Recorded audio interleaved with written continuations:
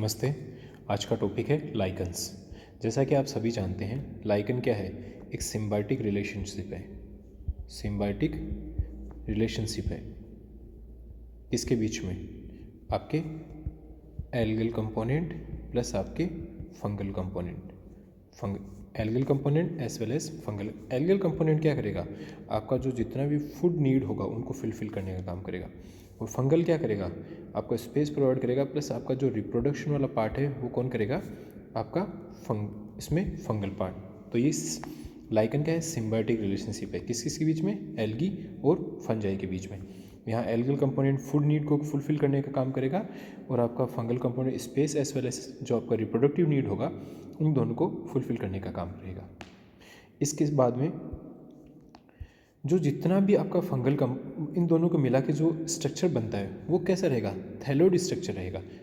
थैलोड means उसका कोई differentiation नहीं रहेगा।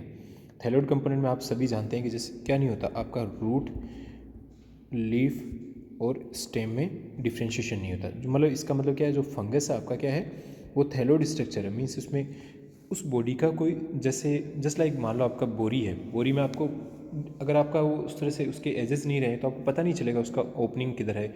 सेम चीज़ इसके साथ में कि इसमें रूट, लीफ और स्टेम में कोई डिफ्रेंशिएशन नहीं रहेगा। ऐसे स्ट्रक्चर को अपन क्या कहते हैं? थैलोड स्ट्रक्चर कहते हैं। अब जो आपकी लाइकन है, लाइकन को 3 भागों में बांटा गया है। आपकी क्रुस्टोज लाइकन, फोलियोज लाइकन और फुटिकोज लाइकन। ये 3 इसकी बेसिक। इसमें अब अपन पढ़ चुके हैं कि एसेक्सुअल रिप्रोडक्शन किससे होगा? ओइडिया या पिक्निडिया। एसेक्सुअल रिप्रोडक्शन किससे होगा? आपका ओइडिया या पिक्निडिया से होगा एसेक्सुअल रिप्रोडक्शन। और आपके सेक्सुअल रिप्रोडक्शन किसका होगा? जो आपकी फंगल की एस्कोमाइसिटीज क्लास है उसके इक्विवेलेंट होगा, जिसमें क्या होगा? आपका मेल सेक्स, जो फीमेल सेक्स ऑर्गन है उसको तो अपन क्या बोलेंगे? जो आपका फीमेल सेक्स ऑर्गन है उसको तो अपन क्या बोलेंगे? कार्पोगोनियम। और जो आपका मेल सेक्स ऑर्गन है उसको अपन क्या बोलेंगे? स्पर्मोगोनिया। ये आपका एग की तरह बिहेव करेगा और ये क्या करेगा? स्पर्मेटिया प्रोड्यूस करेगा। स्पर्मेटिया प्रोड्यूस, और ये आपस में फ्यूज होकर क्या करेंगे? नई आपकी फंगल बॉडी बनाएंगे। क्योंकि सेक्सुअल रिप्रोडक्शन कौन कर रहा है? सिर्फ फंगल कंपोनेंट बना रहा है, तो ऑब्वियसली क्या होगा? फंगल कंपोनेंट बनाएगा। और जैसे ही ये फंगल कंपोनेंट किसी भी एल्गल कंपोनेंट के साथ में आएगा तो ये दोनों वापस मिलके क्या बना लेंगे? आपकी कंप्लीट लाइकन बनाने का काम कर लेंगे। अब सेक्सुअल रिप्रोडक्शन कंप्लीट होने से पहले क्या होता है कि आपका फ्रूटिंग बॉडी फॉर्मेशन होता है। ये ध्यान रखना, फ्रूटिंग बॉडी फॉर्मेशन होता है। फ्रूटिंग बॉडी 2 तरह की हो, एपोथीशियम, पेरिथीशियम। एपोथीशियम वो तो क्या रहेगा? डिस्क शेप रहेगा। और पेरिथीशियम कैसा रहेगा? आपका फ्लास्क शेप रहेगा। ये दोनों में डिफ्रेंशिएशन है। ये तो कैसा रहेगा? आपका फ्लास्क शेप रहेगा। और ये कैसा रहेगा? आपका डिस्क शेप रहेगा। तो इसमें आपके 2 तरह की फ्रूटिंग बॉडी पाई जाती है, एपोथीशियम एज वेल एज पेरोथीशियम। जो आपके एस्कस का फॉर्मेशन होता है, एस्कस का फॉर्मेशन, एस्कस के अंदर क्या होते हैं? आपका एस के बीजाणु कितने होते हैं? आपके 8 होते हैं एक के अंदर। और ये क्या करेंगे? आपके फंगल बॉडी फॉर्मेशन का काम करेंगे आगे जाके।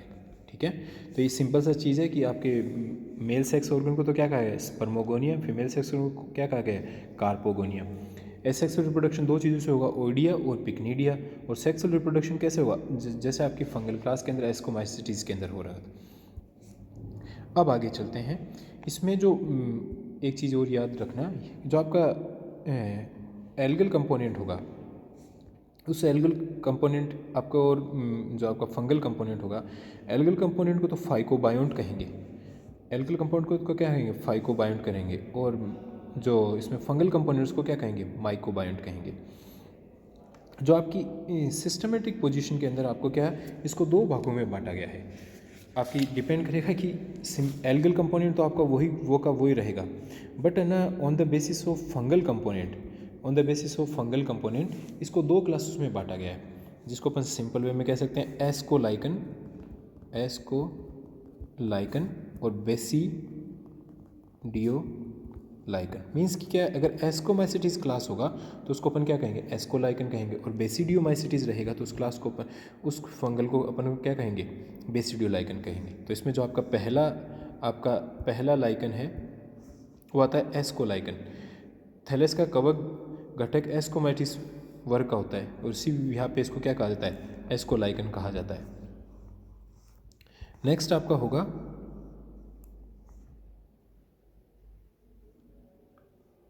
बेसिडियोलाइकन। और बेसिडियोलाइकन क्यों कहा जाता है? क्योंकि इसमें जो ग्रुप होता है कौन सा होता है? बेसिडियोमाइसिटिस होता है।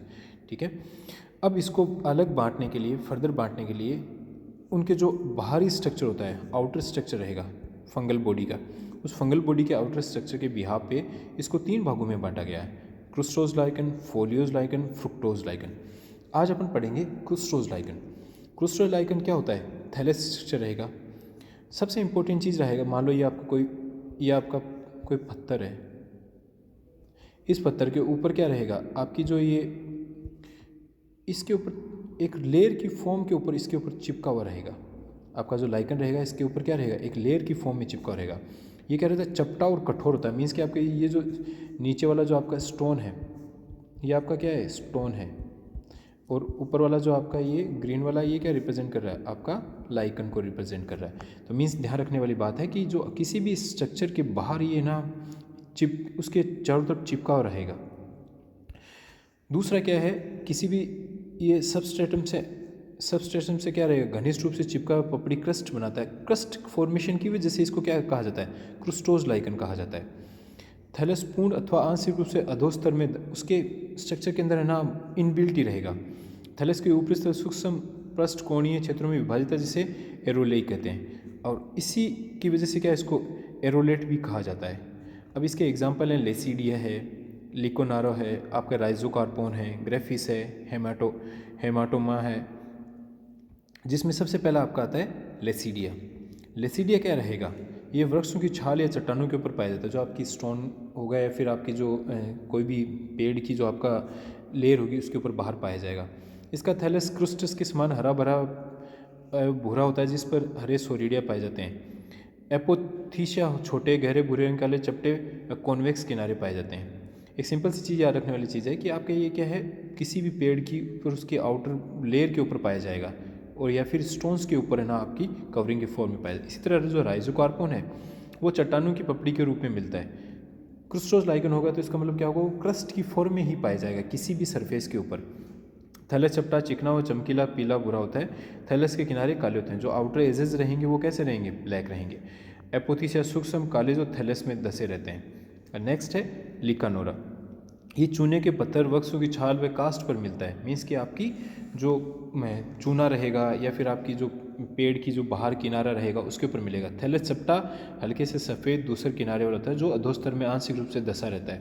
एपोथीसिया बड़े एवं सूक्ष्म गहरे भूरे किनारे, सफ़ेद किनारे, ये क्या होंगे? ब्लैक होंगे। ये कैसे होंगे? सफ़ेद होंगे।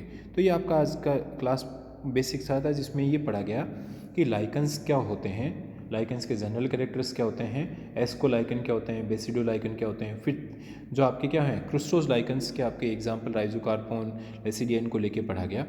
इससे रिलेटेड आपकी कोई भी क्वेरी, कोई भी क्वेश्चन हो तो आप कमेंट सेक्शन में कमेंट करके पूछ सकते हैं। आपको ये प्रैक्टिकल फाइल में बनाना है, और प्रैक्टिकल फाइल में सबसे पहले जनरल कैरेक्टर्स लिखने हैं, फिर आपको बेसिडियो लाइकन और एस्को लाइकन्स को डिफ्रेंशिएट करके अलग लिखना है कि वो दोनों अलग अलग क्यों हैं।